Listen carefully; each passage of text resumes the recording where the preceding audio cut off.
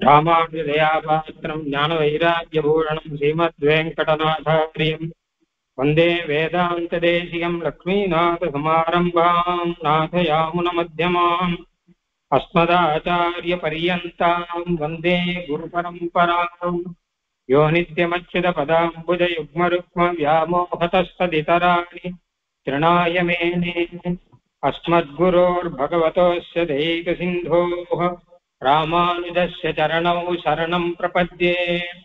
माता पिता युवतयस्तनया विभूतिः सर्वं यदेव नियमेन मदन्वयानाम् आद्यस्य नः कुलपतेर्वकुलाभिरामम् श्रीमत्तदङ्घ्रियुगलं प्रणमामि मूर्ध्ना। भूतं सरश्च महदाह्वय भट्टनाथ श्रीभक्तिधारकुलशेखर योगिवाहान् भक्ताङ्घ्रिरेणुपरकालयतीन्द्रमिश्रान् श्रीमत्पराङ्कुशमुनिं प्रणतोऽस्मि नित्यम्। मुन्दुट्टणिञ्जे मुयट्रिधरित्तुरैत् वन्दित्तु वायारवाट्टिये சந்த முருகூரும் சோலைசூழ் மொய்பூம் பொருணல் குருகூரன் மாறன் பேர் கூறு. முன்னுரைத்த திருவிருத்தம் 100 பாட்டும் முறையின் வரும் ஆசிரியமேழு பாட்டும் மன்னிய நற்பொருள் பெரிய திருவந்தாதி மறவாதபடி 7 பாட்டும் பின்னுரைத்ததோர் திருவாய்மொழி எப்பொழுதும் பிழையற 1000தோடு 102 பாட்டும் இந்நிலத்தில் வைகாசி விசாகன் தன்னில் எழிற்குறுகை வருமாறா இறங்கினியே முயற்றி சுமந்தெழுந்து முந்துற்ற நெஞ்சே இயற்றுவாய் எம்மொடு நீ கூடி மயப்புடைய நாவின் தொடை கிளவி உள்பொதிவோம் நற்பூவை பூவின்ற மன்னர் புகழ். ஆரம்பத்திலேயே நற்பூவை பூவின்ற வண்ணர் புகழ் எம்பெருமானுடைய திருக்கல்யாண குணங்களை நாம் பாடுவோம். மனசை பார்த்து சொன்னார், மனசே எம்பெருமானுடைய கல்யாண குணங்களை நாம் பாடுவோம், நீயும் கூட இரு. உண்மையில் எனக்கு முன்னாடி இருப்பவன் நீ. நான் பாட ஆரம்பிப்பதற்கு முன்னாடியே மனசு முன்னாடியே தயாராக சித்தமாக இருக்கிறதா. அந்த எம்பெருமானுடைய கல்யாண குணங்களை பாடுவோம் தான் சொன்னார். அதைத்தான் பாடின்னு இருக்கார். மாய்த்தானை வாழ்த்தே வலி, எம்பெருமானை வாழ்த்துவதே நமக்கு பலம் அப்படின்னு பூதனா சம்ஹாரம் பண்ண எம்பெருமானை வாழ்த்துவது நமக்கு பலம் என்பதாக 40வது பாட்டிலும் மல்லர்களை எதிர்ந்த எம்பெருமான் வலியமென நினைந்து வந்தெதிர்ந்த மல்லர்களை எதிர்ந்த எம்பெருமானை வாழ்த்துவது அதை 41வது பாட்டிலே சொன்னார். 42வது பாட்டிலே பாருண்டான் பாரும் எழுந்தான் பாரிடந்தான் பாரளந்தான் பாரிட முன்படைத்தான் அப்படின்னு ஆரம்பித்து உலகத்தை எல்லாம் உண்டும் உமிழ்ந்தும் கடந்தும் இடந்தும் கிடந்தும் நின்றும்னு இப்படி எல்லாம் இருக்கக்கூடிய எம்பெருமானை தவிர வேற யாரை நாம் பாடப்போகிறோம்? வேற யாருக்கு இவையெல்லாம் ஆகும்? நம்முடைய பாட்டெல்லாம் ஆகும் அப்படின்னு சொன்னார். ஆக எம்பெருமானுடைய கல்யாண குணங்களை நிறைய சொல்லி அவன் பண்ண உபகாரங்களை எல்லாம் சொல்லி அவனை வாழ்த்துவதே நமக்கு பலம் அப்படிங்கிற விஷயத்தை சொல்லி கொண்டு வருகிறார். இப்பொழுது 43வது பாசுரம் பார்க்கணும் நாம். அவயமென நினைந்து வந்த சுரர்பாலே நவையை நளிர்விப்பான் தன்னை கவையில் மனத்து உயர வைத்திருந்து வாழ்த்தாதார்க்கு உண்டோ மனத்துயரை மாய்க்கும் வகை. எம்பெருமானை தன்னுடைய மனசிலே உயர வைத்து வாழ்த்த வேண்டும், உயர்ந்த நிலையிலே வைத்து வாழ்த்த வேண்டும். அப்படி வாழ்த்தாதவர்களுக்கு மனத்துயரம் போகாது அப்படிங்கிற. மனத்துயரம்னா மனசுல இருக்கிற கஷ்டம் போகாது. ஆக மனத்துயரம் போகணும்னா மனத்து உயரத்தில் பெருமானை வைக்கணும். இப்படி வேடிக்கையா சொல்றேன். மனத்து உயரத்திலே பெருமாள் இருந்தால் அப்ப மனத்துயரம் அப்படிங்கிறது தீரும், மனசு இருக்க கஷ்டங்கள்லாம் தீரும். அப்படி இல்லாதவர்களுக்கு மனசிலே உயரத்திலே எம்பெருமானை வைக்காதவர்களுக்கு மனத்துயரை மாய்க்கும் வகை, மனத்துயரத்தை போக்கக்கூடிய வகை அப்படின்னு ஒண்ணு கிடையாது அப்படின்னு. எப்படிப்பட்ட எம்பெருமான் அப்படின்னா தேவர்களுக்கு வேண்டியதெல்லாம் கொடுத்தவன் அப்படின்னு. தேவர்களுக்கெல்லாம் அபயம் என நினைந்து வந்த சுரர்பாலே எம்பெருமானே அபயம் அப்படின்னு நினைத்து கொண்டு தேவர்கள் எல்லாம் எம்பெருமானை சேவிக்கிறார்கள். அவர்களுக்கு எம்பெருமான் நவையை நளிர்விப்பான் தன்னை, அவர்களுடைய மோசமான நிலையை போக்கடிக்கக்கூடியவன் எம்பெருமான். தேவர்கள்னா அவர்களுக்கான உயர்ந்த நிலையில அவர்கள் இருக்கணும். ஆனா அந்த நிலைக்கு ஒரு ஆபத்துன்னு வந்த போது அவர்கள்லாம் ரொம்ப கஷ்டப்பட்டு போய் வேற வழி இல்லாமல் எம்பெருமானிடம் வந்து சரணாகதி பண்ணுகிறார்கள். அபயம், எம்பெருமானிடம்தான் அபயம் கிடைக்கும் அப்படின்னு வந்து சரணாகதி பண்ணுகிறார்கள். அப்ப அந்த சுரர்னா தேவர்கள், தேவர்களுக்கு அவர்களுடைய அந்த மோசமான நிலையை போக்கடித்து அவர்களுக்கு அனுகிரகம் செய்பவன் எம்பெருமான். அப்படிப்பட்ட எம்பெருமானை நம்முடைய மனசிலே உயர வைத்து வாழ்த்த வேண்டும். அப்படி வாழ்த்தாதவர்களுக்கு மனத்துயரை மாக்கும் வகை அப்படின்னா நம்முடைய மனசனுடைய துயரத்தை போக்கடிக்கக்கூடிய விதம் வேற எந்த விதம்? மனசு கஷ்டம் வேற எந்த விதத்திலே போகும்? எந்த விதத்திலும் போகாது அப்படின்னு அர்த்தம். அதாவது எம்பெருமானை வாழ்த்த வேண்டும் அப்படிங்கிறத பத்தி எல்லாம் முன்னாடி சொன்னார். இப்ப இந்த பாட்டு அடுத்த பாட்டு எல்லாம் எம்பெருமானை யார் வாழ்த்தவில்லையோ அவர்கள் படக்கூடிய பாட்டை சொல்றார். இந்த பாட்டுல சொன்ன விஷயம் மனசு கஷ்டம். மனசு கஷ்டங்கிறது யாருக்கு இல்லை, எல்லாருக்கும் தான் இருக்கு மனசு கஷ்டங்கிறது. அது போகணும்னா கொஞ்ச நாள் எம்பெருமான் மனசுல இருந்தான்னா அப்போ மனத்துயரம் ஆயும் அப்படின்னு. நெஞ்சுக்கு நிம்மதி ஆண்டவன் சந்நிதி அப்படின்னு ஒன்று சொல்லுவார் தமிழ்ல, கண்ணதாசனுடைய வார்த்தை இது. அதாவது மனசுக்கு நிம்மதி அப்படின்னா கொஞ்ச நாள் கோயிலுக்கு போயிட்டு வந்தான்னா அட்லீஸ்ட் அந்த கொஞ்ச நாளையாவது மனசுக்கு நிம்மதியா இருக்கணும் அப்படின்னு சொல்லுவார். அந்த மாதிரி ரீதியில எம்பெருமானிடம் மனசுல இருக்கிற சுமையை இறக்கணும்னா அப்போ பாதி சுமை இறங்கும். பெருமாள் நமக்கு இருக்கான் அப்படின்னு ஒரு அபயம் அப்படிங்கிறது பிறக்கும். அந்த அபயத்தை கொடுப்போன் எம்பெருமான் அப்படின்னு இருக்கிறபடினாலே அவனை நம்பி அவனிடம் அவனை தன்னுடைய மனசிலே வைத்தவர்களுக்கு ஓரளவாவது மனத்துயரம் போகும். மொத்தமாக மகரிஷிகள் அந்த மாதிரி இருப்பவர்களுக்கெல்லாம் மொத்தமாக மனத்துயரம் போகும். அது இல்லாதவர்களுக்கு மனத்துயரம் போவதற்கு வேற வழியே கிடையாது. வேற என்ன வழி இருக்கிறது அப்படின்னு அர்த்தம். அவையம் என நினைந்து வந்த சுரர் பாலே நவையை நளிர் வைப்பான் தன்னை கவையில் மனத்து உயர வைத்திருந்து வாழ்த்தாதார்க்கு உண்டோ மனத்துயரை மாய்க்கும் வகை அப்படின்னு அழகான ஒரு பாசனம். இப்ப அவயம் என நினைந்து வந்த சுரர் பாலே, சுரர்னா தேவர்கள். இந்த தேவர்களுக்கு எதிராக இருக்கு அப்படின்னா அவர்களுக்கு அசுரர்னு பெயர். சுரர் அப்படிங்கிறதுக்கு ஆப்போசிட் அசுரர் அப்படின்னு. இப்போ தேவர்கள் எப்படின்னா அபயம் என்ன நினைந்து, எம்பெருமான் தான் அபயம் அப்படிங்கிறத அவ புரிஞ்சுட்டு இருக்கான். அதுல தான் அப்பப்போ எம்பெருமான் கிட்ட வந்து சேவிக்கிறார்கள் தேவர்கள்லாம். எம்பெருமான் தேவாதி தேவனா இருக்கான் அப்படிங்கிறது தெரியுது. எப்ப எந்த கஷ்டம் வந்தாலும் நேர பெருமாள்கிட்ட வந்து கேட்கிறார் அப்படின்னு நம்ம பாக்குற முடியும். ஹிரண்யகசிபு அப்படின்னா அப்போ ஹிரண்யகசிபு பாடுபடுத்தான்னு பெருமாள் கிட்ட வந்து கேட்டார். பெருமாள் சிம்ம அவதாரம் பண்ணார். அசுரர்கள் எங்களை அபகரிச்சுண்டான் பெருமாள்கிட்ட வந்து சொன்னான். பெருமாள் அமிர்த மசனத்துக்கான உபாயங்கள்லாம் அருளி செய்தார். ராவணன் ரொம்ப வதம் இது பண்றான், ஹிம்சை பண்றான்னு பெருமாள் கிட்ட வந்து சொன்னான். பெருமாள் ஸ்ரீராம அவதாரம் எடுத்தார். பூபாரம் அதிகமா எடுத்துன்னு பூமியோடு கூட்டின்னு வந்து தேவர்கள்லாம் பெருமாள் கிட்ட வந்தார். பெருமாள் கிருஷ்ண அவதாரம் பண்ணார். இப்படிதான் இருக்கு. அப்போ எம்பெருமான் தான் அபயம், அபயம் கொடுப்பவன். இவர்களுக்கு இருக்கிறது பயம், எம்பெருமான் கிட்ட இருக்கிறது அபயம். அந்த பயத்தை போக்கடிப்பவன் அப்படின்னு அர்த்தம். பயம் தியஜத பத்ரம் வோ யுதார் ஹிதார்த்தம் யுதி ராவணம்னு வரும் ராமாயணத்துல. இவெல்லாம் போய் தேவர்கள்லாம் போய் எம்பெருமான் கிட்ட பிரார்த்திச்சா அப்போ பயம் பிரார்த்திக்கல. இன்னும் சொல்ல போனா தேவர்கள்லாம் பிரம்மா கிட்ட போய் சொல்றா இந்த மாதிரி ராவணனுக்கு வரம் கொடுத்துட்டீரே அப்படின்னு. அப்ப பெருமாளே நேரம் வர்ற பயம் தியஜத, பயத்தை விட்டுருங்கோ, நான் பயம் கொடுக்குறேன். பத்ரம் வோ, உங்களுக்கெல்லாம் பத்ரம் மங்களம்னு இருக்கும். தேவர்களுக்கு பத்ரம் அப்படின்னு சொல்லிட்டு தான் பெருமாள் அவதாரம் பண்ண. அதனால்தான் ராமபத்ரன் அப்படின்னு பெயர். பத்ரன் மங்களமானவன் அப்படின்னு அர்த்தம்.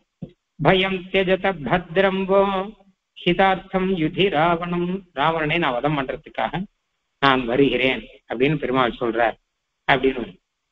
அந்த மாதிரி ரீதியில பார்த்தோம்னா எப்பப்ப தேவர்களுக்கு பயம் வந்ததோ அப்பப்பெல்லாம் பெருமாள் தான் அவளுக்கு அபயம், அந்த பயத்தை போக்கி அருளுகிறான் அப்படிங்கிறது தான் எல்லா சரித்திரத்திலையும் இருக்கிறது இல்லையா? அதனால தேவர்கள் அபயம் என நினைந்து முதல்ல பெருமாள் தான் அபயம்னு கேட்டவர் பிரம்மா. மது கைட்டவாள் கேட்ட மது கைட்டவாள்லாம் வந்து வேதத்தை அபகரிச்சுட்டா. அப்ப என்ன பண்றதுன்னு பெருமாள் தான் ஸ்மரிச்சார். அப்போ பெருமாள் பிரம்மாவுக்கு அபயம் கொடுத்தார். அதுக்கப்புறம் சிவனுக்கு அபயம் கொடுத்தார்.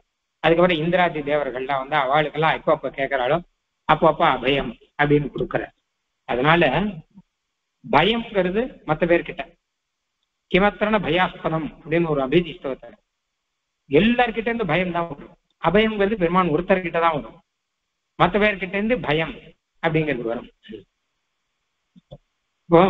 பயம் தெஜத பத்ரமித் சவகேசவஹ, பயம் தெஜத பயத்தை விடுங்கோ, பத்ரம் உங்களுக்கெல்லாம் மங்களம் வரும் அப்படின்னு சொன்னவன் பெருமாள் தானே அப்படின்னு அதையும் இவர் தான் சொல்றார். அபீதிரிகயஜுஷம் எத் அவதீரிதானாம் பயம், எம்பெருமானை ஆசிரியச்சவனுக்கு அபயம், மற்றவர்களுக்கெல்லாம் பயம். பய விதாயினா, லோகத்துல பயத்தை கொடுக்கறதுன்னு சிலது இருக்கு. சில வஸ்துக்கள்லாம் பயத்தை கொடுக்கும். சில பேர்லாம் பார்த்தாலே பயமா இருக்கும். சில ராத்திரி முதலான காலங்கள், சில பிரதேசங்கள், சில ஜந்துக்கள், சில இடத்துக்கு போனோம்னாலே பயமா இருக்கும். சில காலத்துல போனோம்னாலே பயமா இருக்கும். சில ஜந்துக்களை, பாம்பு முதலான ஜந்துக்களை பார்த்தாலே பயமா இருக்கும். சில மனுஷால பார்த்தாலே பயமா இருக்கும். பயத்தை கொடுக்கறதுக்குன்னே சில பேர் இருக்காங்க. சில பேர் பயத்தை நீக்கி அபயத்தை கொடுக்கறது, அப்பா இவர் வந்துட்டாருமே கவலை இல்லை அப்படின்னு தோணும். இந்த மாதிரி அபயத்தை கொடுக்கறதுக்கு சில பேர் இருக்கா, லோகத்துல இருக்கா இல்லையா? அப்போ பய விதாயினஹாம், பயத்தை கொடுக்கிறவர்கள் அபயத்தை கொடுக்கிறவர்கள் லோகத்துல சில பேர் இருக்கா இல்லையோ? அவளுக்கெல்லாம் அந்த சக்தியை கொடுத்தது பகவான் தான். நீங்க பயத்தை கொடுங்கோ, நீங்க அபயத்தை கொடுங்கோ அப்படின்னு அந்த சக்தியை பகவான் தான் கொடுத்துருக்கான்.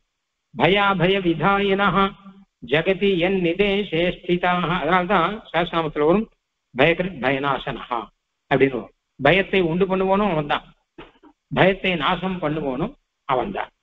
ஏன்னா அவனால் தான் பயத்தை கொடுக்க வைக்க முடியும். ஒரு சர்ப்பம் பார்த்தா எல்லாருக்கும் பயமா இருக்கு, மொத்த பேருக்கும் பயமா இருக்கு. ஒண்ணும் இல்லாத ஒரு ஜந்து தானே அது. மனுஷன் 6 அடி இருக்கான், அது 1 அடி இருக்கும். ஆனா பயத்தை கொடுக்குது, பயத்தை கொடுக்கும்போது அது பண்ணிருக்கான். அத நீ பயத்தை கொடுத்து கொண்டு இரு அப்படின்னு சொல்லிருக்கான். நீ சீர்னாலே பயம் வரும், நீ படம் எடுத்தாலே பயம் வரும். ஒரு விதத்துல சர்ப்பத்துக்கு விட பார்த்தா கூட பயம் உண்டு, மனுஷால பார்த்தா அதுக்கு பயம் உண்டு. ஏன்னா அடிச்சுடுவான் இல்லையா? அதனால மனுஷால பார்த்தா அதுக்கு பயம் உண்டு. ஆனால் பயம் கொடுக்கிற சக்தி அதுக்கு கொடுத்திருக்கான்னு வேடிக்கை ஒரு கதை சொல்லுவா. சர்ப்பம் போய் கேட்டுதான் பகவான் கிட்ட, என்னை பார்த்தா எல்லாரும் அடிச்சு போட்டுடுற, என்கிட்ட விஷம் இருக்கு. பெருமாள் சொன்னாரு, நீ பயம் எடுத்து உன்னை பார்த்தா பயப்படுவான் அப்படி. அப்போ பயத்தை கொடுக்கிறவர்கள் சில ஜந்துக்கள், இன்னும் சொல்ல போனா சில தேவர்கள். யமன் அப்படின்னா எவனை பார்த்தாலே எல்லாருக்கும் பயமா இருக்கும். அபயத்தை கொடுக்கிறவர்கள் சில தேவர்கள், சில ஜந்துக்கள், சில மனுஷர்கள், சில காலங்கள், சில தேசங்கள், சில வஸ்துக்கள், இப்படி நிறைய இருக்கு பயத்தை கொடுக்கறதுக்கும் அபயத்தை கொடுக்கறதுக்கும். இது எல்லாத்தையும் எம்பெருமான் தான் ஏற்பாடு பண்ணி வச்சிருக்காங்க. அபீதி ஸ்லோகம்னு அழகான ஸ்லோகம். பய விதாயனா ஜெகதி என் நிதேசே ஸ்திதா. ஏன்னு கேட்டா பீஷாஸ்மாத் வாத போகுதுன்னு வேதம் சொல்றது. எம்பெருமான் கிட்ட பயந்து தேவர்கள்லாம் செயல்படுகிறார்கள். அதே சமயம் எம்பெருமான் தான் அவளுக்கு அபயம் கொடுக்குறாங்க அப்படின்னு சொல்ற. அதனால என்ன கேட்டான்னா சுரர் தேவர்கள் எல்லாம் அபயம் என எம்பெருமானே அபயம் அப்படின்னு நினைந்து வந்த சுரர்கள். அபயம் என நினைந்து வந்த சுரர் பாலே நவையை நளிர்விப்பான் தன்னை. அவெல்லாம் வராளியோ பெருமாள் கிட்ட கேட்கறா. அவளுக்கெல்லாம் ஒரு நவை அப்படின்னு ஒண்ணு இருக்கு. நவைனா இகழ்ச்சின்னு அர்த்தம், மோசமான நிலை அப்படின்னு அர்த்தம். ஏதோ கஷ்டத்துல ராஜ்யத்தெல்லாம் இழந்துட்டு கேட்கறான், ஏதோ கஷ்டத்துல அவனுக்கு பயந்துன்னு கேட்கறான். அப்போ எம்பெருமான் என்ன பண்ணா, அவளுடைய பயத்தை போக்கடிக்கிறான், அவளுடைய மோசமான நிலையை போக்கடிக்கிறவனாக எம்பெருமான் இருக்கான். நவையை நளிர்விப்பான் தன்னை. அப்படிப்பட்ட எம்பெருமானை நம்ம மனசுல நம்ம வைக்கணும். எப்போ தேவர்களுக்கெல்லாமே அவருடைய மோசமான நிலையை போக்கி நல்ல பத்ரத்தை கொடுக்கறானோ, பத்ரம் வேதத்துல அடிக்கடி வரும். பத்ரம்ங்கிறது ராமாயணத்துல அடிக்கடி வரும். ராமாயணத்துல பல இடத்துல பத்ரம் வஹா அப்படி பத்ரம் தே அப்படிலாம் வரும். சாமி தேசிகன் அழகா ஒரு இடத்துல சொல்ற அப்படின்னா, பெருமாள் ராமன் இருக்காரு இல்லையோ, சா கேத ஜனபத ஜனி தனிக சங்கம ததிதர ஜந்து ஜாத திவ்ய கதிதா நதரிஷித நித்திய நிஷீம வைபவ பவதபனதாபித பக்த ஜன பத்ரா ராம ஸ்ரீராம பத்ரா நமஸ்தே புனஸ்தே நமஹ பவதபனதாபித பக்த ஜன பத்ரா ராமா அப்படிங்கிற ராமபத்ரன் அப்படிங்கிற மாதிரி பத்ரா ராமன் ஒரு பேர் ஒன்று வைக்கிறார் தேசிகர்.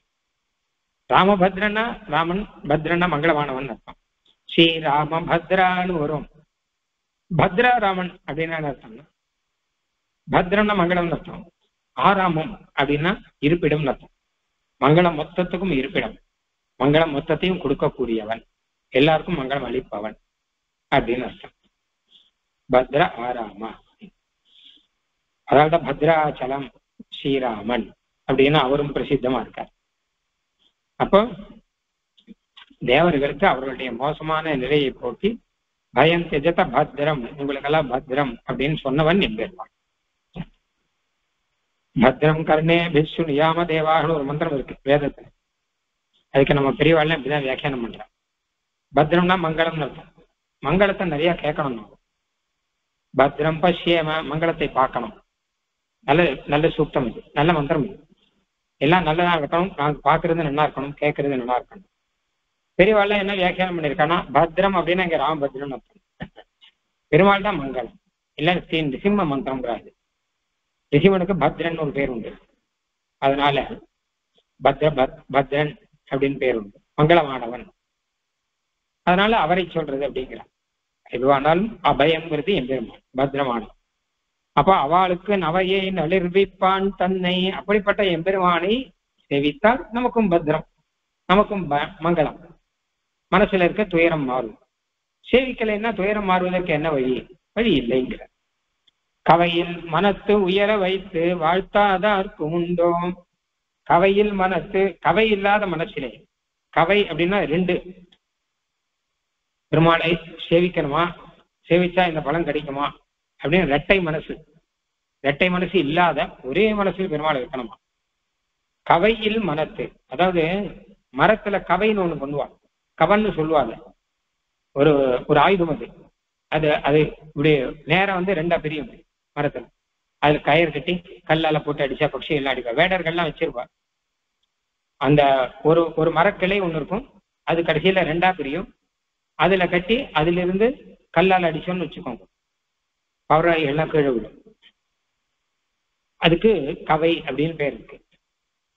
மனசுங்கிறது கவை மாதிரி இருக்கக்கூடாதுங்கிற. அப்படின்னா என்ன அர்த்தம்னா ரெண்டா பிரிஞ்சு இருக்கக்கூடாது. ரெண்டா பிரிஞ்சு இருக்குன்னா நம்மளாம் கோயிலுக்கு போய் பெருமாள் சேவிக்கிறோம்னு வச்சுக்கோங்க, ஒரே மனசு பெருமாளை சேவிக்கணும் அப்படின்ற ஒரே மனசு இருக்கானா கிடையாது.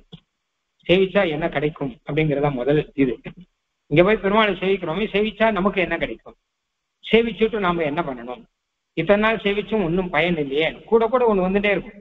சேவித்தல் அப்படின்னா சேவித்தலோடு கூட இன்னொன்னு நம்மளுடைய ஒரு பிரச்சனம், நம்மளுடைய ஒரு விசாரம், நம்மளுடைய ஒரு கவலை, அது ஒண்ணு கூட கூட வந்துட்டு இருக்கும்.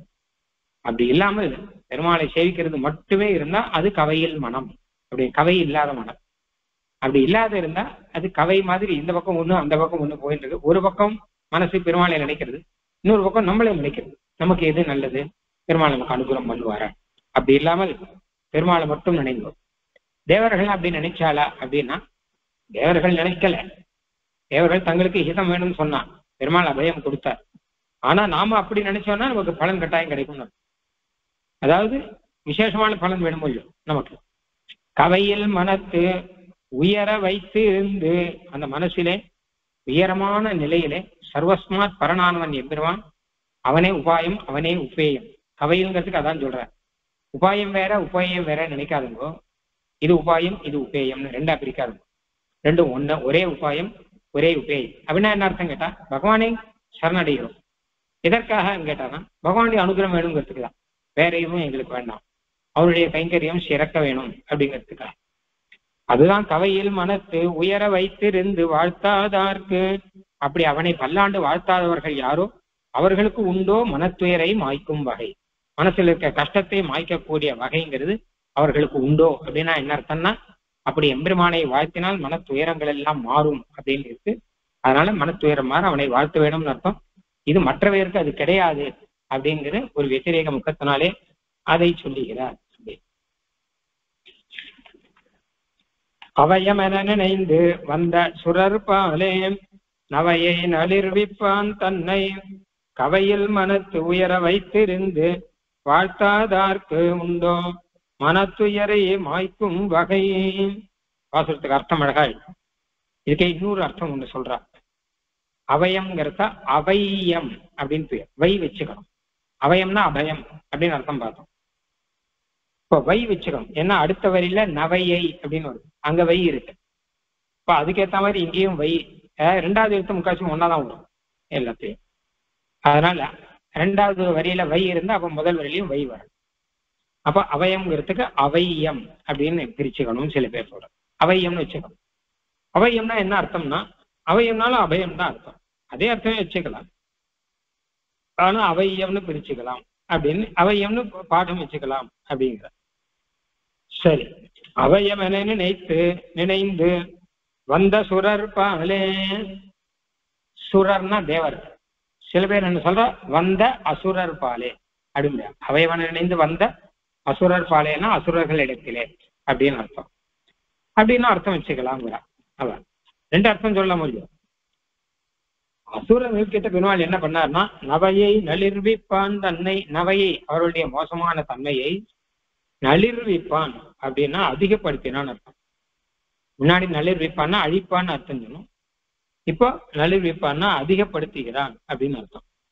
பொதுவா நளிர்விப்பான்னா என்ன அர்த்தம், நளிர்னா குளிர்னு அர்த்தம். நளிர்வித்தல் அப்படின்னா குளிர்வித்தல் அப்படின்னு அர்த்தம். அதாவது நடுங்க வைத்தல் அப்படின்னு அர்த்தம். நடுங்க வைத்தல்னா போக்க வைத்தல்னு அர்த்தம். இது வேதத்துல வரும். அதாவது ஏஜனம்னு ஒண்ணு வருது வேதத்துல, கம்பனம். பகவான் கிட்ட பயந்து எல்லாரும் நடுங்கிறான். ஏன் என்னை பார்த்து நடுங்கிற அப்படின்னு சொல்ற ஐயோ, நடுங்கிறன்னு என்னத்தான் பயத்துல இருக்கான்னு அர்த்தம். அது மாதிரி தேவர்கள் இடத்துல இருக்கிற இந்த மோசமான நிலையில எம்பெருமானை பார்த்து பயந்து ஓடிவிடும் அப்படின்னு. இது எம்பெருமான் கிட்ட எல்லாரும் பயப்படுறா அப்படிங்கிறத சொல்லச்ச வேதத்துல இந்த பதம் தான் சொல்றான். எல்லாம் நடுங்கின்னு இருக்கா, ஏஜதி நிஸ்ருதம் அப்படிலாம் வரும். அந்த ரீதியில இங்கே சொல்லிட்டு அப்படின்னு வச்சுக்கலாம். இல்லாட்டா அசுரர் அப்படிங்கிற அர்த்தத்தை விஷயம்னு வச்சுக்கோங்க. அப்போ நளிர் வித்தல் அப்படின்னா அதிகமாக்குதல், செலுத்துதல் அப்படின்னு அர்த்தம் சொல்றான். அப்போ நவையை நளிர்விப்பான் தன்னை, அவருடைய மோசமான நிலையை எம்பெருமான் அதிகமாக்கி வைக்கிறான் அப்படின்னு அர்த்தம். ஆக ரெண்டு விதமாகவும் அர்த்தம் சொல்லலாம் அப்படின்னு வச்சு.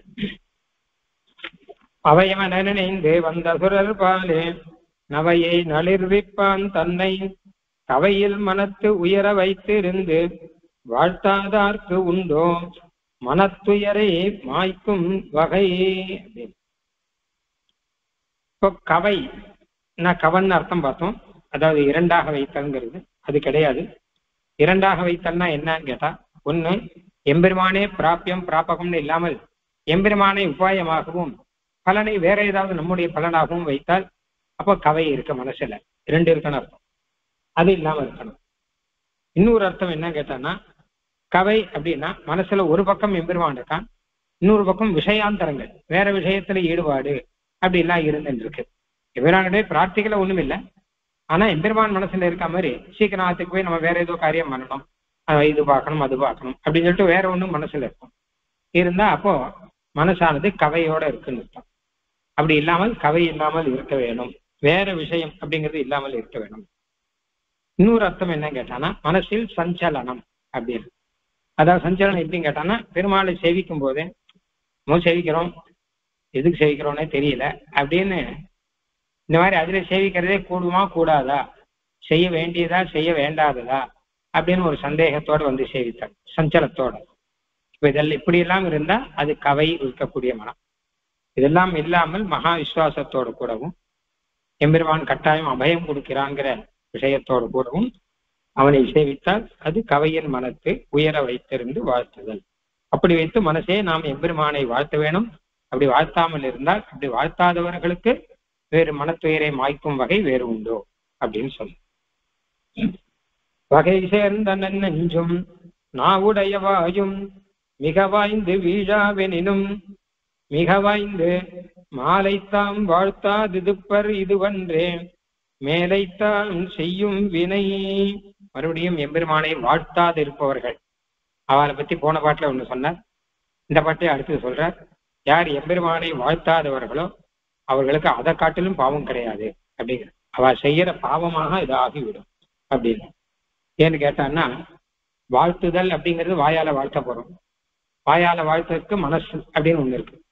இந்த மனசு இந்த வாக்கு இதெல்லாம் கொடுத்தவனே எம்பெருமான் தான். நம்ம இன்னும் சாதாரண மிருகங்கள்லாம் இருக்குன்னு வச்சுக்கோம். அந்த மிருகங்கள்லாம் எம்பெருமானை பல்லாண்டு பாடுறதான பாடுது. ஏன்னா அது பல்லாண்டு பாட தெரியாது, அதுக்கு வாய் கொண்டு வாழ்த்த தெரியாது மிருகங்களுக்கு. அதனால மிருகங்கள் வாழ்த்தல. ஆனா நமக்கு வாய் இருக்கோ இல்லையோ, வாழ்த்த தெரியுமோ இல்லையோ, அப்ப மிருகங்களுக்கு இல்லாமல் நமக்கு வாழ்த்தக்கூடிய சக்தியை எம்பெருமான் கொடுத்திருக்கான். அப்ப நம்ம வாழ்த்தணும் இல்லையோ, வாழ்த்தாட்டா அர்த்தம். அவன்கிட்ட அந்த சக்தியை வாங்கிட்டு கடைசியில் அதை வாழ்த்தாவிட்டால் ஒரு கிருத்தஜதை இல்லைங்கிற நிலை ஆயிடும் இல்லையோ. அதனால வகை சேர்ந்தனன் நெஞ்சும் நான் உடையவாயும், நமக்கு நல்ல வகையா மனசு இருக்கு, நல்ல மனசு ஒண்ணு நல்ல வகையா இருக்கு, எம்பெருமான் கிட்ட நன்னா செலுத்தலாம், அப்படி ஒரு மனசு இருக்கு. அதான் வகை சேர்ந்த நன்னெஞ்சுங்கிற நல்ல மனசு, நல்ல வகையா நல்ல பாங்கா ஒரு குறவும் இல்லாமல் மனசு அப்படின்னு ஒண்ணு இருக்கு. அப்புறம் ரெண்டாவது நாவுடைய வாயும், நல்ல நாக்கோட கூட இருக்கக்கூடிய வாக்கு, நல்ல நாக்கு நல்ல நாக்கோட இருக்கக்கூடிய வாய், இது ரெண்டும் இருக்கு. இப்ப இதை வச்சுன்னு மிக வாழ்ந்து இது அப்படியே எம்பெருமான் கிட்ட வரணும். இந்த மனசும் இந்த வாயும் ஒரு விதத்திலே பார்த்தால் தானே எம்பெருமானிடம் ஈடுபடலாம். ஆனா அப்படிலாம் ஈடுபடலையே அப்படின்னா, ஈடுபடாட்டா போயிட்டு போறது. ஆனால் கொஞ்சம் யோசிச்சு பாருங்க, இப்படிப்பட்ட ஒரு மனசை யார் கொடுத்தான், இப்படிப்பட்ட வாயை நாக்கை யார் கொடுத்தான், இதெல்லாம் மிக ஆய்ந்து நன்னா ஆராய்ஞ்சு பார்த்து எம்பெருமானை நாம் வாழ்த்த வேண்டும்.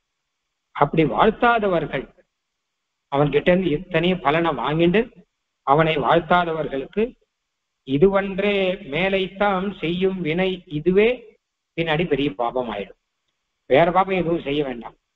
ஒருத்தர்கிட்ட நாம நிறைய கடன் வாங்கிட்டு அதை திருப்பி கொடுக்கலன்னு வச்சுக்கோங்க, அதுவே பாப்போங்கிற. நான் என்ன தப்பு பண்ணேன், நான் என்ன அவரை அடிச்சனா, நான் என்ன அவரை உதைச்சனா, நான் என்ன அவரை ஹிம்சிச்சனா, நான் என்ன அவரை தப்பா பேசினா அப்படின்னா, அவ சாஸ்திரம் என்ன சொல்றதுன்னு கேட்டா, ஒருத்தர் கடன் வாங்கிட்டாருன்னு வச்சுக்கோங்களேன், 10,000 ரூபாய் கடன் வாங்கினார் அப்படின்னு வச்சுக்கோங்க, இவனுக்கு 10,000 பாபம் வந்துடும் உடனே வாங்கினவனுக்கு. அந்த கடனை அடைக்க அடைக்க அந்த பாபம் போகும். கடன் அடைக்காட்டா அந்த பாபம் அப்படியே நிற்கும். 10,000 வாங்கிட்டு 5,000 அடிச்சா வச்சுக்கோங்க, அப்ப 5,000 பாபம் போயிடும், பாக்கி 5,000 பாபம் அப்படியே.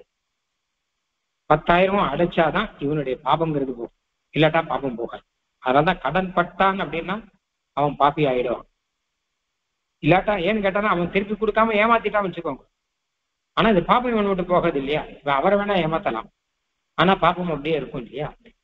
அந்த மாதிரி ஒருத்தர்கிட்ட நம்ம ஒரு உதவியை வாங்கிட்டோம்னா உடனே நம்ம என்ன பண்றோம், அவருக்கு கடன் பட்டா மாதிரி ஆயிடணும். இன்னும் கிருத்தஜதையோட இருக்கணும். அப்ப அவாளுக்கு என்னென்ன கொடுக்கணுமோ அதை கொடுக்கணும். பெருமாளுக்கு நம்ம என்ன கொடுக்க வரோம், வாழ்த்துவதில் தவிர வேற எதுவும் கிடையாது, பல்லாண்டு பாடுறத தவிர வேற கிடையாது. அதை பாடலை அப்படின்னா அப்ப பாப்பம் ஆயிடும். அப்ப இனிமேல் இவா போய் செய்ய வேண்டிய பாப்பம்னு ஒண்ணு கிடையாது. எம்பெருமானை இப்படிப்பட்ட மனசு இப்படிப்பட்ட வாக்கு இதெல்லாம் வைத்துக்கொண்டு எம்பெருமானை வாழ்த்தாமல் இருந்தால், அப்படி வாழ்த்தாமல் இருப்பதே அவர்கள் செய்யும் பாப்பம். அதுதான் மேலைத்தான் செய்யும் வினை. வருங்காலத்துல இவர்கள் செய்யக்கூடிய, வருங்காலத்தையும் சேர்த்து செய்யக்கூடிய பாபங்கிறது இது ஒன்னே ஆகிவிடும். கிருத்தக்னன் அப்படின்னு சொல்றாரு சாஸ்திரங்கள் எல்லாம். கிருத்தக்னன்னா செய் நன்றி மறந்தவன் அர்த்தம். பெருமாள் கிட்ட உபகாரம் வாங்கிட்டு அதை மறந்துட்டா வச்சுக்கோங்க, அது பாப்போம். யார்கிட்ட உபகாரம் வாங்கிட்டாலும் கிருதஸ்ய பிரதி கர்த்தவியம் ஏஷ தர்மஹா சனாதனஹான்னு ராமாயணத்தில் வரும். யார் உபகாரம் பண்ணாலும் கட்டாயம் திருப்பி பதிலுக்கு உபகாரம் பண்ணி ஆகணும். ஏஷ தர்மஹா சனாதனஹா, இது சனாதன தர்மம், பிராச்சீன தர்மம்னு அர்த்தம். வாங்கிட்டு அவர் ஒன்றும் எனக்கு கடனா கொடுக்கல அப்படிலாம் சொல்லக்கூடாது. ஏதாவது ஒரு ரீதியில அவருக்கு பிரத்யுபகாரம் பண்ண முடியுமானால் அப்போ பண்ணி ஆகணும். கிருத்தக்னே நாஸ்தி நிஷ்கிருதி, அப்படி இல்லை அவரை மறந்துட்டும் அவருக்கு துரோகம் பண்ணான்னா அப்போ இவனுக்கு பிராயச்சித்தமே கிடையாது, மகா பாபம் ஆயிடும். அப்படின்னு கிருத்தக்னத்தோன்னு ஒரு பெரிய பாபம், இந்த பாப்பம் ரொம்ப பெரிய பாப்பமா எடுத்திருக்கா, மகாபாத்தகம்னு பேர். பெரிய பாப்பம், அதாவது பஞ்சமகா பாத்தகம் அப்படின்னு சொல்லுவாள். அந்த மாதிரி இது கள்ளு குடித்தல், தங்கத்தை திருடுதல், இதெல்லாம் மகாபாத்தகங்கள் பேர். ஸ்திரீ அபகாரம், கள்ளு குடித்தல், தங்கத்தை திருடுதல், இதெல்லாம் மகாபாத்தகம்னு பேர். அதே மாதிரி இந்த கிருத்தக்னன்னு ஒரு மகாபாதகத்தை சேர்த்திருக்கான். யார் உபகாரத்தை வாங்கிட்டு அவனுக்கே துரோகம் பண்றான், அது மகாபாதகம். அதுக்கு பிராயச்சித்தம் கிடையாதான். பிராயச்சித்தம் நபஸ்யாமி ஏன சுத்தியேது ச ஆத்மஹா, பிராயச்சித்தமே கிடையாதேப்பா இதுக்கு அப்படின்னு வரும். அந்த மாதிரி இருக்கக்கூடாது. ஆக என்ன கேட்டானா, எம்பெருமானை வாழ்த்தாமல் இருந்தால் அது பாப்பங்கிற. இப்போ போன பாட்டுல என்ன சொன்னார், எம்பெருமானை வாழ்த்தாமல் இருந்தால் உன்னுடைய கஷ்டம் போகாது, மனசு கஷ்டம் போகாது. இந்த பாட்டுல என்ன சொல்ற, எம்பெருமானை வாழ்த்தாமல் இருந்தால் அதுவே பெரிய பாப்பமாகிவிடும், ஜாக்கிரதை, வாழ்த்தாமல் இருக்கக்கூடாது ஏன்னா கொஞ்சம் யோசிச்சு பார்த்தா தெரியும் நமக்கு இதெல்லாம். கை யார் கொடுத்தா, கால் யார் கொடுத்தா, அப்போ தலை யார் கொடுத்தா, மனசு யார் கொடுத்தா, வாக்கு யார் கொடுத்தா, இதெல்லாம் நாம் சம்பாதிக்கலையே. அப்ப கொடுத்தவரை நாம் வாழ்த்த வேண்டாமா அப்படின்னு. வகை சேர்ந்த நெஞ்சும் நாவுடைய வாயும் மிக வாய்ந்து வீழாவெனினும் மிக வாய்ந்து மாலைத்தாம் வாழ்த்தாதிருப்பர் இதுவன்றே மேலைத்தாம் செய்யும் வினை. எம்பெருமான் 3 கொடுத்திருக்கான், கரணத்திரையின் பேர். மனசு, வாக்கு, சரீரம். கை கொடுத்திருக்கான். கைனால நம்ம என்ன வேணா பண்ணலாம் இல்லையா? பெருமாளுக்கு புஷ்பம் சமர்ப்பிக்கலாம், கை கூப்பலாம், சரீரத்தினால கீழ் விழுந்து சேவிக்கலாம், பிரதட்சணம் பண்ணலாம், எத்தனை பண்ணலாம். இதெல்லாம் பெருமாள் கொடுத்திருக்கார். ஈஸ்வரேன சிருஷ்டா அப்படிங்கிறார். அதாவது இந்த சரீரங்கள்லாம் பகவானே நமக்கு கொடுத்தது. ஈஸ்வராய விசித்ரா தேக சம்பத்தி ஈஸ்வராய நிவேதித்தும். எத்தனை ஆச்சரியமான இந்த சரீரம் கொடுத்திருக்கார் பாருங்க. ஏன்னா மனுஷ சரீரம் பாருங்கள், சும்மா வெறுமா புழுவானது தரையில இழுத்துன்னு போயிட்டு இருக்கு இல்லையா, அந்த மாதிரி நமக்கு சரீரம் கொடுக்கல. நமக்கு கை இருக்கு, கால் இருக்கு, நடக்கலாம், நன்னா நடந்து போலாம், கை இருக்கு, கை கூப்பலாம். இழுத்துன்னு போற புழுவெல்லாம் கை கூப்புமா? கை இருக்கா, கால் இருக்கா? கை இல்லாத, கால் இல்லாத, காது இல்லாத எத்தனையோ ஜந்துக்கள்லாம் இருக்கு. அப்படி இல்லாமல் ஒரு பூர்ணமான ஒரு ஜந்துவாக மனுஷனை படைத்து எல்லாத்துக்கும் மேல அந்த மனுஷனுக்கு மனசு அப்படின்னு ஒண்ணு கொடுத்திருக்காங்க. அது கூட அதுக்கெல்லாம் கிடையாது. எம்பெருமானை பற்றி தெரிந்து கொள்கிற மனசு அப்படிங்கிறது மற்ற ஜந்துக்கெல்லாம் கிடையாது. மனுஷனுக்கு தான் சாஸ்திரம் இருக்கு, மனுஷனுக்கு தான் வேதம் இருக்கு, மனுஷன் தான் அதை தெரிஞ்சுக்க முடியும். அதனால இப்படிப்பட்ட ஒரு மனசை பகவான் கொடுத்திருக்கான் இல்லையா. வகை சேர்ந்த நன்னெஞ்சும், இந்த மனசு, இப்படிப்பட்ட மனசு பகவான் கொடுத்திருக்கான் பாருங்க. நமக்கு வகை சேர்ந்த நன்னெஞ்சு, நல்ல மனசு அப்படின்னு பகவான் கொடுத்திருக்கான். வகை சேர்ந்த அப்படின்னா நல்ல உதவும் வகையை சேர்ந்தான்னு அர்த்தம். அதாவது எது நல்லது எது கெட்டது இது தெரிஞ்சுக்க முடியும். அப்படி ஒரு மனசு. மனசுன்னு பார்த்தாலே இப்போ சில ஜந்துக்கள்லாம் பார்த்தோம் வச்சுக்கோங்களேன். காட்டுல இருக்கக்கூடிய வன்னிய ஜீவிகள், காட்டு மிருகங்கள், சிங்கம், புலிலாம் புலி, மனசுன்னா பெருசா ஒண்ணும் கிடையாது. அதுக்கெல்லாம் அதுக்கு ஆகாரத்தை தேடிக்கணும், அதுக்கப்புறம் பேசாம உட்காந்துருக்கும், அவ்வளவுதான். வேற என்ன உண்டு? நம்மள மாதிரி தர்மம் பேசுமா, நம்மள மாதிரி நியாயம் பேசுமா, நம்மள மாதிரி பரோபகாரம் பேசுமா? ஆகாரம், குடும்பம், இது 2 தான். அது தூக்கம், அவ்வளவுதான் தெரியும், வேற எதுவும் தெரியாது. மனசுனால சிந்திக்கிறதுக்கு அவ்வளவுதான். ஆனால் நம்ம மனசுனால எத்தனை சிந்திக்கிறோம்.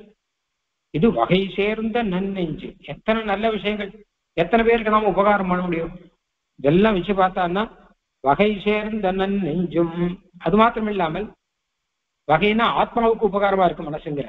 அதாவது எப்படி கேட்டா, நம்ம மனசுக்குள்ளயும் இது நம்ம ஆத்மாவுக்கு ஹெல்ப் பண்ணும். ஆத்மா மோட்சத்துக்கு போனோம்னா மனசு வச்சிருந்தா மோட்சத்துக்கு போகணும். மனசுனாலே நல்லது கெட்டது தெரிஞ்சுட்டு நல்லதுல ஈடுபட்டு தானே போகணும்.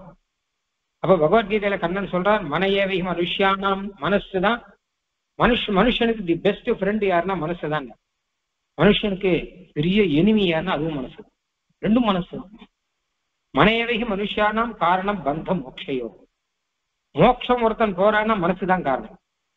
மோட்சம் போகாமல் சம்சாரத்துல விழறான்னா அதுக்கும் மனசுதான் காரணம். மனோகி மனுஷியானாம், மனுஷனுடைய சுக துக்கம் எல்லாத்துக்கும் மனசுதான் காரணம். அப்ப இந்த ஆத்மாவை வச்சு பாருங்க.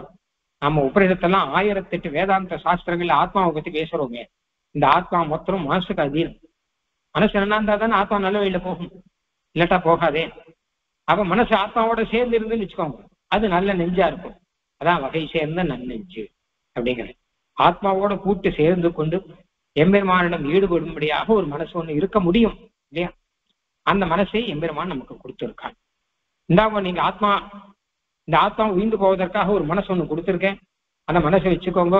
அதனால் நல்லது கெட்டது ஆராய்ந்து பார்த்துக் கொள்ளுங்கள், நல்லதிலே ஈடுபடுங்கள், பகவானிடம் வந்து சேருங்கள் ஒரு மனசு ஒண்ணு கொடுத்துருக்கான். முதல்ல சொன்ன மாதிரி மிருகங்களுடைய மனசோ இல்ல தெருவில் இருக்கக்கூடிய நாய்க்கு ஒரு மனசு இருக்குன்னு வச்சுக்கோங்களேன், அந்த மனசு மாதிரி இல்லை நம்ம மனசு இல்லையா. அதனால வகை சேர்ந்த நெஞ்சும் நாவுடைய வாயும். அதுக்கப்புறம் வாய். வாயில பாருங்க நாக்கோட, நாக்குனா என்ன அர்த்தம்? நல்ல நாக்கு, பேசும்படியான நாக்கு, அந்த நாக்கோட வாக்கு. மறுபடியும் மிருகங்களை தான் பார்க்கணும். மிருகங்களுக்கு நாக்கு இருக்கு, சாப்பிட்றதுக்கு ருச்சியை தெரிந்து கொள்வதற்கு மட்டும் உபயோகப்படுமே தவிர பேசுவதற்கு உபயோகப்படாது. ஆனா மனுஷனுடைய நாக்குங்கிறது பேசுவதற்கு உபயோகப்படும், பல்லாண்டு பாடுவதற்கு உபயோகப்படும். மிருகங்களுடைய நாக்கு மாதிரி கிடையாது. இது ஒரு சக்தி பகவான் நமக்கு கொடுத்துற. மறுபடியும் இது பகவான் தான் நமக்கு கொடுத்துரு. எதுக்காக கொடுத்திருக்கான் அப்படின்னா, வெறும் சாப்பிடறதுக்கு மாத்திரம் கொடுத்தா இருந்தா அப்ப பேச்சைன்னு ஒண்ணு கொடுக்க வேண்டாம், பேச்சையும் சேர்த்து தானே கொடுத்திருக்கோம். அதனால என்ன கேட்டான்னா, நம்ம நாக்கு இருக்கோ இல்லையோ, நாக்கினாலே நாம சுவையை தெரிந்து கொள்கிறோம். அதே மாதிரி நாக்கினாலே எம்பெருமானை பேசுவதற்கும் நமக்கு ஒரு வாய்ப்பு அப்படின்னு ஒண்ணு பகவானை சேர்த்து கொடுத்திருக்கோம். அப்ப இது ரெண்டும் கொடுத்திருக்கா, ரெண்டு சொல்றாரு. வகை சேர்ந்தனன் நெஞ்சும் நாவுடைய வாயும் மிக வாய்ந்து வீழாவெனினும், இது ரெண்டும் என்ன பண்ணணும் கேட்டா, மிக வாய்ந்து மிகவும் பாக்கியம் பெற்று வீழா எம்பெருமானிடத்திலே விழ வேணும். ஆனா விழல, தானா எம்பெருமான் கிட்ட விழணும். இது ரெண்டையும் கொடுத்தா இல்லையா, இது ஒரு அழகான விஷயம். இது எம்பெருமான் என்ன கொடுத்தான்? நல்ல மனசு கொடுத்தான். ரெண்டாவது என்ன கொடுத்தான்? நல்ல நாக்கு கொடுத்தான். இந்த மனசும் நாக்கும் அப்படியே எம்பெருமான் கிட்ட விழணும். ஆனா விழமாட்டேங்குது. ஏன் விழணும்னு ஏன் சொல்றார் அப்படின்னு கேட்டா, ஒரு உதாரணம் சொல்றேன். நம்ம இந்திரியங்கள்லாம் இருக்கும் இல்லையா, கண்ணுங்கிற இந்திரியம், அது பார்க்கணும்னா யாரும் சொல்லித்தர வேண்டாம். பார்க்கணும்னா அது பார்க்கணும். நாக்குன்னு ஒரு இந்திரியம், அது ருச்சி தெரியணும்னா அது யாரும் ருச்சியை நீ எப்படியெல்லாம் ருச்சியை தெரிஞ்சுக்கணும் யாரும் சொல்லித்தர வேண்டாம். அதாவது பை நேச்சர், இயற்கையினாலேயே கண்ணுக்கு பார்க்க முடியும். இயற்கையினாலேயே நாக்குனாலே ருச்சியை தெரிந்து கொள்ள முடியும். இயற்கையினாலேயே மூக்குனாலேயே நமக்கு வாசனையை தெரிந்து கொள்ள முடியும். இயற்கையாகவே காதுனாலே நம்ம சப்தத்தை தெரிந்து கொள்ள முடியும். அந்த மாதிரி இயற்கையாகவே மனசுனாலே பகவானை தெரிஞ்சுக்க முடியும். இவ்வளவு நல்லா இருக்கும், ரொம்ப சுலபமா போயிடுமே. இயற்கையால எல்லாம் தெரிஞ்சுக்கிறோம் இல்லையோ. இயற்கையாக கண்ணு பார்க்கறது, இயற்கையாக யாரும் சொல்லித்தரல. குழந்தைக்கு கண்ணால எப்படி பார்க்கணும், காதால எப்படி கேட்கணும்லாம் தெரியும். இயற்கையாகவே கண் பார்க்கிறது, காது கேட்கிறது அப்படின்னு இருக்க மாதிரி இயற்கையாகவே மனசு பகவானும் ஈடுபடுகிறது அப்படின்னு இருந்தா நல்லா இருக்கும். ஆனா இல்லையேங்கிற. மிக ஆய்ந்து வீழாவெனினும், மிக வாய்ந்து நல்ல அதிக பாக்கியத்தை பெற்று அது எம்பெருமாண்டம் தானே விழ வேணுமே, ஆனா விழவில்லையே அப்படின்னா, சரி விழல, விழாட்டா போயிட்டு போறது. பகவான் இது வரைக்கும் கொடுத்துருக்கான், அது அவனிடம் விழும்படி கொடுக்கல. ஆனால் நாம உபயோகப்படுத்தணுங்கிறதுக்காக ஒரு மனசையும் கொடுத்துருக்கான், இதெல்லாம் கொடுத்துருக்கான். அப்ப நாம என்ன பண்ணணும்னு கேட்டா, மிக ஆய்ந்து நாம இந்த விஷயத்தை யோசிக்கணும். இதெல்லாம் கொடுத்தது பகவான் தானே. மிக ஆய்ந்து மாலை தாம் வாழ்த்தாது, அப்ப எம்பெருமானை வாழ்த்து. மாலைன்னா திருமாலை, திருமாலான எம்பெருமானை. அதாவது இப்ப மிக ஆய்ந்துன்னு போடுற, கொஞ்சம் நின்று யோசிச்சு பாருங்க. ஆளுவட்டே சர்வ சாஸ்திரானே விசாரித்த புனப்புனங்கிற எல்லா சாஸ்திரங்களும் என்ன கலந்து பார்த்து திருப்பி திருப்பி விசாரங்கள்லாம் பண்ணி பார்த்தா தான் புரியுமா. அந்த மாதிரி நன்னா உட்காந்து நமக்கு இதெல்லாம் கொடுத்தது யாரு, எதுக்காக கொடுத்திருக்காரு, அதெல்லாம் யோசிச்சு பார்த்தா புரியும். மிக வாய்ந்துங்கிறத ரெண்டு தரம் சொல்றாரு ஆழ்வார், ரெண்டு அர்த்தத்தை. முதல்ல மனசை சொல்லச்ச மிக வாய்ந்து வீழா வேணும். மிக வாய்ந்து மிக வாய்ப்பு பெற்று மிக பாக்கியம் பெற்று எம்பெருமானிடம் விழவில்லை, ஆனாலும் மிக ஆய்ந்து நன்னா யோசிச்சு பார்த்து நீங்களே எம்பெருமானிடம் செலுத்துங்க. அதுவா வேலைனா கூட நாமளாக எம்பெருமானும் மனசையும் வாக்கையும் ஈடுபடுத்த செய்யலாம் அப்படின்னு அர்த்தம். மிக ஆய்ந்து மாலை வாழ்த்த, எம்பெருமானை நாம் வாழ்த்த வேணும். வாழ்த்தாதிருப்பர், யார் வாழ்த்தாமல் இருக்காரோ, சில பேர் வாழ்த்தாமல் இருக்கிறார், இருந்தா என்ன கேட்டா, இதுவன்றே மேலைத்தான் செய்யும் வினை, இதுதான் மேலை மேற்காலத்தில் இவன் செய்யக்கூடிய பாப்பம். மேற்காலத்துக்கு இவன் என்ன பாப்பம் செஞ்சு வச்சிருக்கான்னா, இத்தனையும் வாங்கிட்டு வாழ்த்தாமல் இருக்கிறான் இல்லையா, கோயில் பக்கத்திலே உட்காந்து கோயிலுக்கு போகாம இருக்கான் அப்படின்னா, இத்தனையும் இருந்துட்டு ஆத்துல பெருமாள் இருந்துட்டே பெருமாள் சேவிக்காம இருக்கான் அப்படின்னா, எம்பெருமானும் இத்தனையும் வாங்கிட்டு கடைசியில எம்பெருமானுக்கு ஒரு சேவை பண்ணாமல் இருக்கான் அப்படின்னா, அப்ப இதை தவிர பாப்பங்கிறது வேற இல்லை. பூஜ்ய பூஜா விதிக்கிரமகான்னு ஒண்ணு சொல்றான் காளிதாசன். பூஜ்ய பூஜா விதிக்கிரமகம், ஏதாவது எதை பூஜிக்கணுமோ அதை பூஜிக்கணும். பூஜிக்கலன்னு வச்சுக்கோங்க, அது பாப்போம். நான் ஒன்னும் அவரை தண்டனை பண்ணலையே, நான் அவரை வெயிலையே. ஒரு பெரியவர் இருக்கான்னு வச்சுக்கோங்க, நான் அவரை வெயிலையே. ஒரு சாஸ்திரம் ஒண்ணு சொல்றேன் உதாரணத்துக்கு. ஒரு ரொம்ப பெரியவர் ஒருத்தர் இருக்கார், மகான் ஒருத்தர் இருக்கார். அவர் அப்படி போனார் அப்படின்னா உடனே எழுந்து நிற்கார். ஏன்னா பூஜா அவருக்கு மரியாதைக்கு எழுந்து நிற்கும். எழுந்து நிக்கலைன்னா பாபம் அப்படின்னா உடனே இவன் கேட்டான், நான் என்ன அவரை அடிச்சேனா உதைச்சேனா பேசானா, எனக்கு எப்படி பாபம்? அவர் பாட்டுக்கு போற, நான் பாட்டுக்கு உட்காந்துருக்கேன், எனக்கும் அவருக்கு எந்த சம்பந்தமும் இல்லை. அப்படி வச்சவன் எனக்கு எப்படி பாபம் வரும் அப்படின்னா, அதுக்குதான் பூஜ்ய பூஜா விதிக்க மகான் பெயர். பூஜிக்க வேண்டியவரை பூஜிக்காட்டால் அது பாபம். வெய்யாட்டா பரவாயில்ல, வெய்யாட்டா ஒண்ணு இருக்கு, அது சாதாரணமான வாழ்க்கை. பூஜிக்க வேண்டியவரை பூஜிக்கலைன்னு வச்சுக்கோங்க, அப்ப அவ வரும்போது எழுந்து நிக்கலைன்னா மகான்களை பார்த்து கை கூப்பலைன்னா அடியேன்னு சொல்லலைன்னா அது ஒரு பாப்பம் ஆயிடும். பெருமாள் வரிசை சேவிக்கலைன்னா அது ஒரு பாப்பம் ஆயிடும். அந்த மாதிரி ரீதியில மாலைத்தாம் வாழ்த்தாது இருப்பார். மாலையை எம்பெருமானை அதை பூஜா விதிக்கிறமான்னு காளிதாசன் சொல்றான்.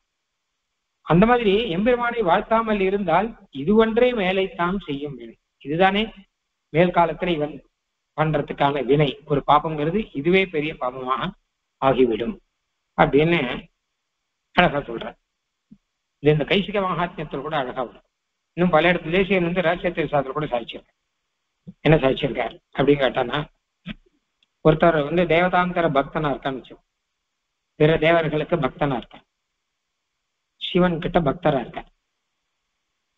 ஆனா அவர் என்னன்னு பெருமாளை சேவிக்க மாட்டார். சிவன் தான் அவன் சக்தி. பெருமாள் இதுக்கு நான் சேவிக்கணும். அவருக்கு எனக்கும் எந்த சமயம்? நான் சிவபக்தர், நாங்களா செய்வாள். நான் சிவபக்தர், நாங்களா பெருமாளை சேவிக்க மாட்டோம். வெய்ய மாட்டார் அவர். பெருமாளை வெய்யல, எங்களுக்கு தேவையில்லைன்னு சொன்னான்னு வச்சுக்கோங்க. அப்ப அது பாபங்க, தப்பு. ஏன்னா அதுதான் பூஜா விதிக்கிறோம். சிவனை சேவிக்கிற விஷயம் இருக்கட்டும். எம்பெருமானை பூஜிக்காமல் இருந்தால் அது பாவம். எம்பெருமானை மற்ற பேருக்கு சமமாக நினைத்தால் ஒரு பாவம். நீங்க சேவிச்சுக்கோங்க, நான் சிவனை சேவிச்சுக்கிறேன், நீங்க சேவிச்சுக்கோங்க, உங்களை நான் வேண்டான்னு சொல்லலை. நீங்க உங்க பெருமாளை சேவிக்கோ, நான் இந்த தெய்வத்தை சேவிக்கிறேன் அப்படின்னு சொன்னா கூட அது ஒரு பாபமாகும். கைசிக மகாத்மியத்தெல்லாம் இல்ல ரகசிய திரைசாரத்தெல்லாம் அதை சொல்றேன் அழகா. ஏன்னு கேட்டான்னா எம்பெருமான்கிறவன் சர்வலோகத்துக்கும் அதிபதி. மற்ற தெய்வங்கள்லாம் அவாவா பக்தர்களுக்கு அவர்கள் தெய்வங்கள் அப்படின்னு ஆகும். அந்தந்த பக்தர்கள் அந்தந்த தெய்வத்தை செய்வார்கள், அவ பலம் கொடுப்பா, அதெல்லாம் இருக்கட்டும். எம்பெருமான் சர்வலோகத்துக்கு அதிபதி. அதனால அவனை ஒதுக்கிட்டு இவாளை தெய்வம் ஒதுக்க முடியாது, அது தப்பாயிடும். ஏன்னா சர்வ பேருக்கும் யார் அதிபதியோ அவளை ஒதுக்கிட்டு இவாதான் எனக்குன்னு சொன்னா அது தப்பா இல்லையா? அப்ப அது தப்பாயிடும், அது பாப்பமாயிடும். அதனால்தான் சொல்றேன் எம்பெருமானுக்கு சமமாக மற்ற தெய்வங்களை நினைச்சா பாபம் அப்படின்னு சொல்றதுக்கெல்லாம் காரணம் இதுதான். ஏன்னு கேட்டா உண்மையில சாஸ்திரப்படி சர்வ தேவர்களுக்கும் தேவனாக எம்பெருமான் இருக்கிறபடினால அவனை ஒதுக்கி வச்சுட்டு மற்ற தேவர்களை பூஜிச்சால் அது ஒரு பாபமாக ஆகிவிடும் அப்படின்னு இருக்கு. அதனாலே மாலைத்தாம் வாழ்த்தாதிருப்பர். எம்பெருமானை வாழ்த்தாமல் இருந்தால் அதுவே மேலைத்தான் செய்யும். அதுவே பிற்காலத்தில் இவன் செய்யக்கூடிய, பிற்காலத்துக்காக பின்னாடி பாபத்தை அனுபவிக்கிறதுக்காக இவன் செய்யக்கூடிய பாப்பமாக அதுவே ஆகிவிடும் அப்படின்னு. வகை சேர்ந்தனன் நெஞ்சும் நாவுடைய வாயும் மிக வாய்ந்து வீழாவினும் மிக ஆய்ந்து மாலைத்தாம் வாழ்த்தாதிருப்பர் இது ஒன்றே மேலைத்தாம் செய்யும் வினை அப்படின்னு. இந்த பாசத்தையும் 2-3 அர்த்தம் சொல்றார். முதல்ல மாலைத்தாம் வாழ்த்தாதிருப்பர் அப்படின்னு ஒரு வாக்கியம். எம்பெருமானை வாழ்த்தாமல் இருப்பார் சிலர்னு அர்த்தம். அப்புறம் இது ஒன்றே மேலைத்தாம் செய்யும் வினை, இதுதானே பிற்காலத்துல இவன் செய்யக்கூடிய பாபம் அப்படின்னு அர்த்தம். சில பேர் என்ன சொல்ற, ஒன்ன சேர்த்துடுறான். மாலைத்தாம் வாழ்த்தாதிருப்பர் இது ஒன்றே, எம்பெருமானை வாழ்த்தாமல் இருத்தல் அப்படின்னு ஒண்ணு இருக்கும் இல்லையோ, அதுதான் மேலைத்தான் செய்யும் வினைன்னு ஒரே வாக்கியமாக வியாக்கியானம் பண்றான். முன்னாடிக்கு இப்ப அர்த்தத்துல வித்தியாசம் இல்லை, ஆனா வாக்கியம் அதோட புதுசா பிடிச்சிடுறான். மாலைத்தாம் வாழ்த்தாதிருப்பர், சில பேர் வாழ்த்தாமல் இருப்பார்கள், அவர்களுக்கு அது பாப்பம்னு அர்த்தம். சில பேர் வியாக்கியம் 2 சேர்த்து ஒரே வாக்கியம், வாழ்த்தாதிருப்பர் இது ஒன்றே, வாழ்த்தாமல் இருத்தல் என்பதுதான் அப்படின்னு அர்த்தம். அப்புறம் இந்த பாட்டுக்கு 2 விதமாக அர்த்தம். வகை சேர்ந்தனன் நெஞ்சும் நாவுடைய வாயும் மிக வாய்ந்து வீழாவெனினும் மிக ஆய்ந்து மாலைத்தாம் வாழ்த்தாதிருப்பார். முதல் அர்த்தம் என்ன கேட்டானா, மிக ஆய்ந்து அப்படின்னா நம்முடைய மனசானது ரஜஸ் தமஸ் இதெல்லாம் மிகவும் அதிகமாக அப்படின்னு அர்த்தம். ரஜஸும் தமஸும் மிகவாக சர்வேஸ்வரன் பக்கல் வீழ்கின்றனவல்ல. மிக வாய்ந்து அப்படின்னா அர்த்தம், மிகனா அதிகமாக, வாய்ந்துன்னா நமக்கு வாய்த்துருத்துன்னு அர்த்தம். எதுனா ரஜஸும் தமசும். ரஜஸும் தமசும் நமக்கு அதிகமாக வந்துருத்து, அதனாலே வீழா எம்பெருமானிடம் இவை சேரவில்லை, தானாக சேரவில்லை அர்த்தம். அதாவது இந்த மனசும் இந்த நாக்கும் தானே போய் எம்பெருமானை ஈடுபட முடியும். அதிலே சொன்ன இல்லையா, நாக்கு தானே போய் போக்கிய வசூல், ஒரு குழந்தை இருக்கு இல்லையோ, கையில ஒண்ணு கொடுத்தா பட்டுன்னு எடுத்து வாயில போட்டுக்குது. யார் சொல்லி கொடுக்குறான்? யாரும் சொல்லி கொடுக்க வேண்டாம். கையில ஒரு வஸ்து கிடைச்சதுன்னா எடுத்து வாயில போட்டுக்குது. வாயில ஒரு வஸ்து கிடைச்சதுன்னா நல்லா நாக்க நீட்டி சாப்பிடுறது யார் சொல்லி கொடுத்தா அப்படின்னா அது தானா விழருது. அந்த மாதிரி நமக்கு தானா எம்பெருமான் கிட்ட வேணும் இல்லையோ. ஏன் வேணலன்னு கேட்டா மிக வாய்ந்து நமக்கு ரஜோகுணமும் தமோ குணமும் அதிகமாயிடுது, சத்துவகுணம் குறைஞ்சிருக்கு, அதனால்தான் வேலைங்கிற. இது ஒரு வியாக்கியானம். மிகனா அதிகமாக சத்துவம் ரஜஸ் தமஸ் எல்லாம் சமமா இருந்தா பரவாயில்ல, இல்ல சத்துவம் அதிகமா இருந்தா நல்லது. ஆனா இந்த குழந்தைக்கு இதெல்லாம் புரியுதுன்னா காரணம் ரஜோகுணம் அதிகமா இருக்கேதான் சட்டுன்னு எடுத்து வாயில போட்டுக்கிறது. ஏன்னா ரஜோகுணம்ங்கிறது நமக்கு இயற்கையாவே நிறைய இருக்கு, சத்துவகுணம் குறைவா இருக்கு. அதனால்தான் எம்பெருமானிடம் ஈடுபடாமல் இருக்கிறோம் நாம. ஆகையினாலே மாலைத்தாம் வாழ்த்தாதிருப்பர் இதுவன்றே மேலைத்தாம் செய்யும் வினை. அதனால சர்வேஸ்வரன் பக்கல் இது வேலை.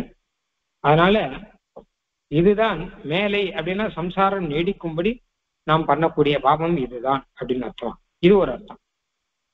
இன்னொரு அர்த்தம் என்ன அப்படின்னு கேட்டாங்கன்னா, வகை சேர்ந்தனன் நெஞ்சும் நாவுடையவாயும் மிக வாய்ந்து வீழாவெனினும் அப்படின்னா எம்பெருமானுடைய குணங்களிலே நம்மளுடைய மனசும் வாக்கும் விழவில்லை, ஈடுபடவில்லை அப்படின்னு அர்த்தம். குணங்களில் அவனிடத்தில் அவனுடைய குணங்களிடத்தில் ஈடுபாடாக இது விழவில்லை. ஆனாலும் மிக வாய்ந்து அப்படின்னா எல்லா விதத்திலும் அவனுடைய குணத்திலும் அவனுடைய விபூதிகளிலும் உணர்ந்து ஈடுபடவில்லை அப்படின்னு அர்த்தம். இது மேலைத்தான் செய்யும் வினை அப்படின்னா மேலை அப்படின்னா முன்னாடின்னு அர்த்தம். முன்னாடி பண்ண பாபத்தினுடைய பலன் தான் இது. இப்ப எம்பெருமானும் ஈடுபடாமல் இருக்கிறார்கள். ஆக மேலைத்தான் செய்யும் வினை அப்படிங்கிறதுக்கு ரெண்டு அர்த்தம். அதாவது மேலைன்னா இனிமேல் வரக்கூடிய காலத்துல இவன் அனுபவிக்கிறதுக்கு செய்கிற பாப்பம் இதுன்னு ஒரு அர்த்தம். இன்னொரு அர்த்தம் என்ன கேட்டாலும் மேலைன்னா முன்னாடி பாப்பம் செஞ்சபடினால்தான் இப்ப எம்பெருமானும் ஈடுபடாமல் இருக்கிறார்கள் அப்படின்னு அர்த்தம். இப்படி ரெண்டு விஷயமாக அர்த்தம் சொல்லலாம். ஒண்ணு பட்டர் படி அப்படின்னும், இன்னொன்னு அரையர் படி அப்படின்னு சொல்றான். பராச பட்டர் அர்த்தம் சொன்னது ஒண்ணு, அரையர் திருவரங்க பெருமாள் அரையர் முதலானவர்கள் இப்படியாக இன்னொரு அர்த்தம் சொன்னார்கள் அப்படின்னு. அப்போ மிக ஆய்ந்துன்னா ரஜஸ் தமசுகள்லாம் மிக அதிகமாக அப்படின்னு பட்டர் படியில அர்த்தம். இவ அப்படி இல்ல, மிக அரையர் படியில மிக வாய்ந்து அப்படின்னா எம்பெருமானிடம் மிகவும் ஈடுபட்டு விடவில்லை அப்படின்னு அர்த்தம் வச்சுக்கோம். இப்போ முன்னாடி நாம சொன்ன அர்த்தம் என்ன கேட்டானா உத்தம சுவாமி சாதிச்சர்த்தம் மிக வாய்ந்தேன்னா மிக பாக்கியம் பெற்று, வாய்ப்புன்னா பாக்கியம் இல்லையோ, அந்த பாக்கியம் பெற்று விழவில்லை. இதுவானாலும் கடைசியில எம்பெருமானிடம் தானாக ஈடுபடவில்லை. இதெல்லாம் ஈடுபடுத்த வைக்கணும். அதுக்கு கொஞ்சம் ஆய்ந்து கொஞ்சம் யோசிச்சு பார்த்தா பெருமான் கிட்ட ஈடுபடுத்த வைக்கலாம். அப்படி யோசித்து பார்த்து பெருமான் கிட்ட ஈடுபட வைக்காமல் பெருமாளுக்கு பல்லாண்டு பாடாமல் யார் இருக்காலும் அவளுக்கு அதுவே ஒரு பாபமாக ஆகிவிடும் அப்படின்னு ஒரு அர்த்தத்தை சொன்னார். வினையார் தரமுயலும் வெம்மையை அஞ்சி தினையாம் திரிதளவும் செல்ல நினையாது வாசகத்தால் ஏத்தினேன் வானோர் தொழுதுரைஞ்சும் நாயகத்தான் பொன்னடிக்கள் நான்கிற பாசனம் நாளைக்கு பார்ப்போம். ஆழ்வார் எம்பெருமானார் தேசிகன் திருவடிகளே சரணம்.